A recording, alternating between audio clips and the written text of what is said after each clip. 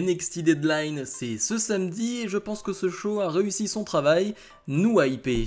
Salut à toutes et à tous, on se retrouve aujourd'hui pour le récap de NXT du 5 décembre 2023. Dernière chance pour se qualifier pour l'Iron Survivor Challenge féminin, un match à 4 où on retrouve Roxanne Perez, Thea Hale, Fallon Henley et Kiana James, un combat de 10 minutes de bonne qualité, vraiment j'ai trouvé ça vraiment bien. Un bon match à plusieurs, vraiment ça se rate quasiment jamais à NXT lorsqu'on a des matchs à plusieurs, que ce soit dans la division féminine ou masculine, vraiment les matchs sont toujours bons et là c'était le cas. C'était le cas et en plus on a des femmes qu'on retrouve que très rarement ensemble et d'ailleurs on pourra en reparler et on en parlera demain pour ma vidéo pronostic de NXT Deadline. Bien évidemment c'est ce samedi, je le rappelle, ce PLE NXT. Il y a énormément de femmes et d'hommes qui ne sont pas trop à cette place d'habitude. Il y a énormément de femmes et d'hommes qui ne sont pas bookés de cette manière-là d'habitude. Donc c'est intéressant. Bref, un match qui est vraiment bon et surtout, on va mettre en avant dans ce match la rivalité entre Kiana James et Roxanne Perez qui, à tel point elles se détestent, vont quasiment se sacrifier et vont se tuer finalement dans ce match car elles ne vont que penser à frapper son adversaire direct et ne vont pas penser forcément à ce résultat, à tel point les deux vont passer à travers la table des commentateurs et clairement se coûter le match. Et à la surprise générale, c'est Fallon Henley qui va faire le tombé sur Thea Hale pour remporter ce combat et donc aller dans ce Iron Survivor Challenge féminin.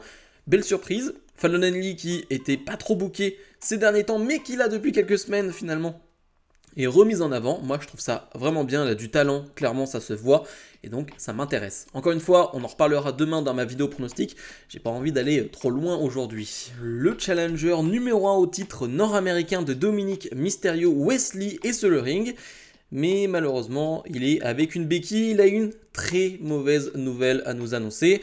Il a perdu la sensation dans sa jambe et il est en totale souffrance, il aura besoin d'une opération et de temps.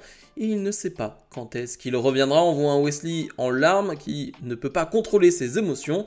Lee dit qu'il reviendra afin de confirmer sa place comme étant le meilleur champion américain. Ce n'est pas un au revoir et il est loin d'avoir terminé. Il vient tout simplement nous voir plus tard. Finalement, la musique de Dominic Mysterio va retentir. Dominic va bien évidemment se moquer de Wesley, mais il ne doute pas du fait que Lee a besoin d'une opération au dos puisque Lee n'arrive pas à se tenir debout.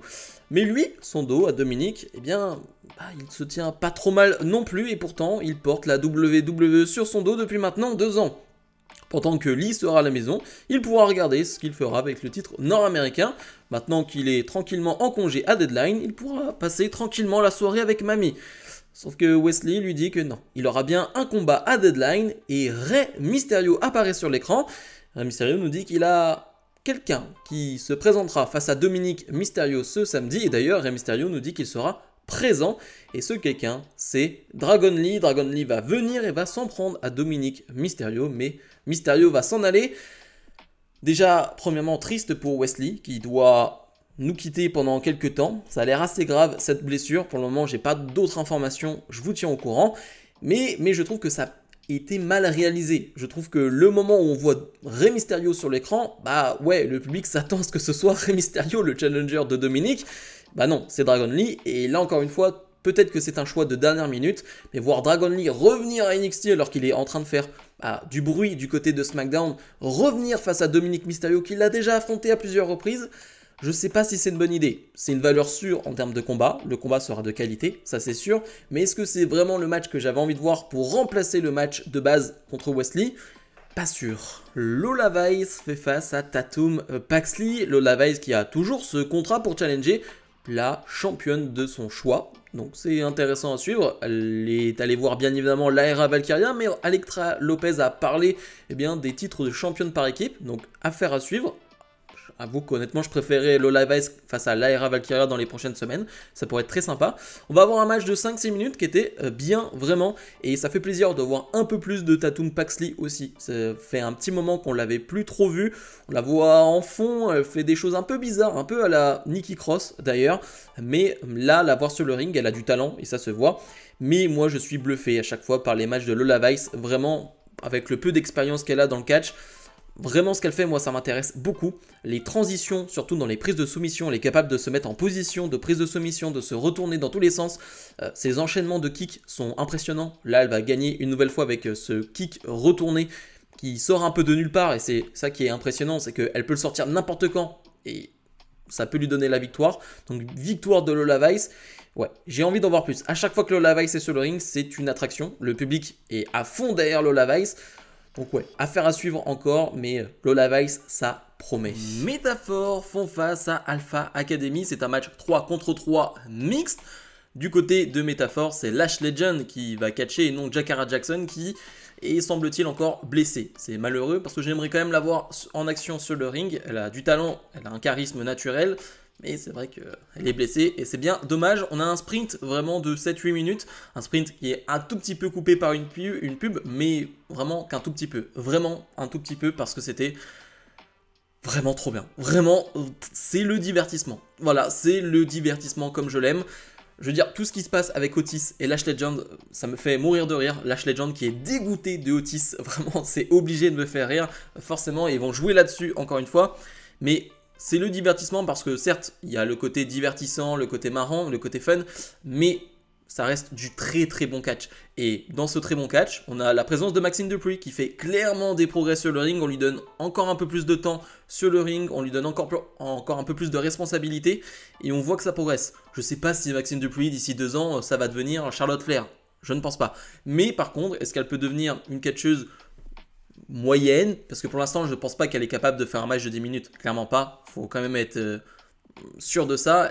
Elle a des petites interactions, des petites prises des basiques, j'ai envie de dire, donc je pense pas qu'elle est capable de faire plus, mais je sens qu'elle progresse, et ça se voit. Et surtout, le moment du match, c'est Lash Legend qui arrive à porter un enfourchement sur Otis. Alors bien évidemment, Otis l'aide beaucoup dans cette prise-là, mais quand même, elle est impressionnante. De faire ça sur Otis, c'est impressionnant et le public va bien s'en souvenir.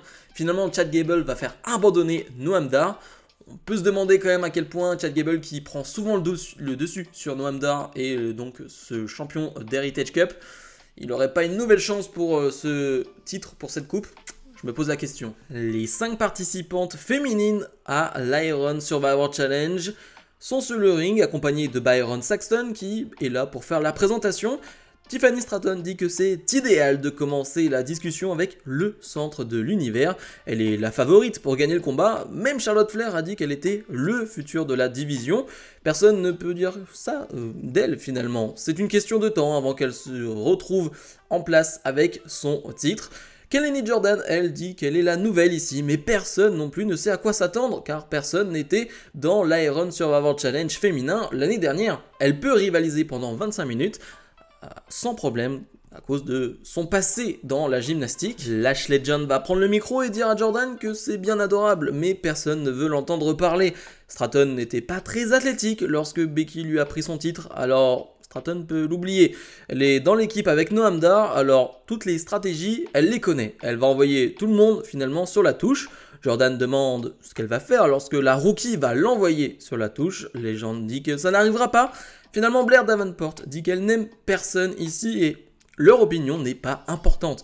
Mais elle sait qu'elles ont toutes peur de finir sur la touche comme Nikita Lyons ou Sol Ruka qui ont été blessés par Blair Davenport. Fallon Hendy dit que ce n'est pas important et qu'elle devra donner une raclée pour devenir aspirante numéro 1. Elle va poursuivre son élan de victoire jusqu'à Deadline. Finalement, tout ça va partir en bagarre générale pour finir ce segment qui était très divertissant. Chacune des superstars était dans son personnage. Clairement, si vous avez trouvé Tiffany Stratton insupportable, c'est logique parce qu'elle est insupportable. Vraiment, il n'y a pas un seul moment où je me dis elle est pas insupportable. Non, elle est tout le temps insupportable. Comme Lash Legend, les deux vraiment sont insupportables. Et on a les deux babyface, finalement, Kelly Jordan et Fallon Henley, qui ressortent un peu du lot avec leur énergie, leur envie. Une Blair Davenport qui était un peu plus discrète dans ce segment, clairement. Mais voilà, c'était divertissant. Moi, vraiment, j'attends cet Iron Survivor Challenge féminin. Mais bref, on en reparlera demain. Axiom fait face à Nathan Fraser. Les deux qui n'ont pas de combat ce week-end font un combat amical ce soir. Mais le combat ne va pas aller très loin parce que les femmes qui se sont prises la tête finalement sur le ring, eh bien, s'attaquent encore en backstage. Les femmes vont toutes arriver sur le ring, c'est un bordel pas possible. Et surtout, eh bien, on va avoir le retour de Nikita Lyons qu'on avait déjà vu la semaine dernière dans le public, mais qu'il a fait réellement son retour. Sa musique va se déclencher, elle va venir frapper Blair Davenport, celle qui l'a blessé dans la storyline. Bref, content du retour de Nikita Lyons et content de la manière dont ça a été fait. Pour moi, Nikita Lyons n'est pas pour le moment quelqu'un d'importante pour cette division. Certes, elle a fait le buzz, certes, elle a marqué les esprits, mais pour moi, elle n'est absolument pas prête. Donc la faire revenir, on va dire, sur le côté, tranquillement. Là, elle n'a pas un grand retour, elle ne va pas challenger la championne ou quoi que ce soit. Non, non, elle s'en prend à Blair Davenport et c'est logique, c'est elle qui l'a mise sur la touche. Donc c'est un retour que j'aime beaucoup. Et maintenant, on va attendre. On va attendre de voir une vraie progression de la part de Nikita Lyons parce que le charisme, le buzz sur les réseaux sociaux, etc., c'est bien. Mais on a NXT et le but c'est de progresser, donc j'espère que ce sera le cas pour elle. Dernière chance pour se qualifier pour l'Iron Survivor Challenge masculin, on retrouve Carmelo Hayes, Tyler Bate, Mark Coffey, Eddie Thorpe et finalement on va avoir un combat de plus de 10 minutes qui était excellent, vraiment superbe combat, j'ai adoré ce match, j'ai trouvé ça vraiment génialissime. On n'a que des gars d'expérience dans ce combat, donc c'est plutôt logique. On a un Eddie Thorpe qui est toujours blessé au niveau des abdominaux. Ça date de son match et de sa rivalité avec Dijak et ça continue avec Bron Breakker qui l'a fait souffrir aussi à ce niveau-là. Et ça va jouer pendant le combat parce que Eddie Thorpe va prendre un Spinebuster sur les escaliers et va finalement pas pouvoir continuer ce combat. Mais on a un superbe combat et surtout on a une alchimie entre Tyler Bate et Carmelo Hayes, vraiment génialissime. Vraiment, j'ai beaucoup répété ce mot, mais vraiment, c'était superbe. Les deux, vraiment, tu sens que c'est facile. Tu sens que c'est fluide. Tu sens que les deux pourraient avoir un match de 20 minutes tranquillement et nous faire un 5 étoiles facile. Vraiment, c'est du très très haut niveau. Et petite surprise, finalement, Tyler Bate va réussir à s'occuper de tout le monde sur le ring et va faire le tomber sur Kofi pour gagner ce combat et donc être le dernier participant, le dernier à se qualifier pour ce Iron Survivor Challenge. Petite surprise, un Carmelo Hayes qui ne sera donc pas NXT Deadline, enfin affaire à suivre, on en reparlera, mais un Tyler Bate qui va surtout prendre le micro. Il nous dit que normalement il met en avant la paix, la tranquillité, mais samedi, ses adversaires n'auront aucune chance. On va finalement avoir tous les participants de ce match qui vont arriver avec Dijak dans un premier temps qui va s'en prendre à Eddie Thorpe qui est blessé sur le sol mais il n'en a rien à faire. On a Bron Breakker, on a ensuite Josh Briggs et bien évidemment Trick Williams. Tout ça va partir en bagarre générale. Je ne vous fais pas un retranscrit vraiment en direct des promos parce que vraiment il n'y a rien eu d'intéressant, il n'y a rien eu qui est sorti, j'ai envie de dire, des bouches de chacun. Mais c'est une bagarre générale qui éclate et on va voir en backstage Carmelo Hayes qui va parler avec Ava qui semble-t-il est proche de Shawn Michaels en ce moment et presque une conseillère et va finalement demander à Ava un match contre Lexis King du côté de NXT Deadline. Un Trick Williams qui est pas très content de cette information et qui va lui dire c'est bien, toi tu vas ouvrir le show et moi je vais le terminer. Ça peut piquer et attention, affaire à suivre. On va en parler demain dans mes pronostics, mais Trick Williams, Carmelo Hayes, ça sent quand même pas bon cette histoire. Et finalement, dernier segment pour finir ce show, le champion NXT Ilya Dragunov est sur le ring avec son challenger Baron Corbin. Dragunov dit que Corbin a transformé ce match, c'est plus qu'une simple bataille. Corbin a décidé d'amener sa vie personnelle dans cette histoire. Corbin peut copier son accent ou se moquer de son passé, mais les sacrifices qu'il a fait pour son fils est une ligne que Corbin a dépassée. Corbin devra payer ce samedi. Corbin dit que les sacrifices de Dragunov sont des excuses. Dragunov a tourné le dos à son fils, Dragunov a pris un avion et il est parti. Alors, ce sont des excuses que Dragunov se dit afin de pouvoir dormir seul le soir dans son appartement froid. Ce que Dragunov fait est la même chose que son père lui a fait. Dragunov va retirer sa veste de colère. Dragunov dit qu'il va essayer de se contenir car sinon il n'y aura pas de combat à NXT Deadline car Corbin va quitter cette salle en ambulance. Corbin dit que Dragunov veut remporter ce combat et conserver ce titre pour justifier à son fils pourquoi il est ici. Lui, Corbin, c'est pour prouver qu'il n'a jamais arrêté. Malgré les problèmes, il est une image importante de la WWE depuis 8 ans. Dragunov va exploser car son fils lui manque. Samedi, Dragunov va comprendre. Si c'est une histoire de famille, Dragunov doit faire quelque chose. À ce moment-là, Dragunov va lancer la table. Corbin dit qu'il a déjà été en enfer et samedi, il va s'en sortir. Encore une fois, Corbin va tourner le dos contre une table et invite Dragunov à faire quelque chose au nom de sa famille. Corbin dit que samedi, il va prendre la dernière chose qui lui reste, le titre de champion NXT. Dragunov ne va pas attaquer Corbin, mais va attraper Corbin et presque lui faire un câlin et lui dire que seulement le dragon peut se détruire lui-même. Et Dragunov va rigoler tel un psychopathe. Quelle promo, les amis, de Dragunov et de Baron Corbin. Et c'est pas la première entre les deux qui est excellente. Chaque segment entre les deux était excellent. Et encore un de plus. Mais celui-là était à un autre niveau. On ramène l'histoire de famille, le fils de Dragunov. Un Dragunov qui paraît encore plus fou que d'habitude, qui, tu le crois, a été touché. Tu crois que la bête a été blessée? Eh bien, pas du tout. Il arrive à se retourner, il arrive finalement à montrer qu'il est encore plus fort que ça. Bref, c'était vraiment du très haut niveau. Et après le combat, tous les participants de l'Iron Survivor Challenge masculin vont se retrouver sur le ring. Bagarre générale. Un bordel pas possible là aussi. On sait que Shawn Michaels aime bien terminer les shows avec des cliffhangers, avec de grosses bagarres, avec vraiment de gros moments. Bah là c'est le cas. On va voir un Brand Breaker porter un spear sur une table, je crois sur Trick Williams. Et c'est finalement Tyler Bate qui va prendre le dessus sur tout le monde pour finalement poser tranquillement. Bref. C'est du Shawn Michaels et j'avoue que moi ce type de fin de show, bah, ça me plaît toujours autant. Bilan de ce NXT, eh bien pour moi on est sur un 9 sur 10. C'était vraiment sublime, un super NXT en termes de promo, en termes de hype qu'on te donne pour NXT Deadline. Je sais que beaucoup n'avaient pas énormément de hype par rapport aux affiches, par rapport à la fraîcheur des affiches, par rapport au fait que, ouais, il y a quand même des noms qui ne sont pas là, qui ne sont pas mis en avant. Bah là, pour le coup, je trouve que ce show te hype pour NXT Deadline. On a des matchs qui ont été confirmés. Kiana James face à Roxanne Perez dans un match en cage. Ça, c'est vraiment très cool. On a dans le kick-off Axiom face à Nathan Fraser. Donc ça, c'est plutôt cool aussi. Dominic Mysterio face à Dragon Lee.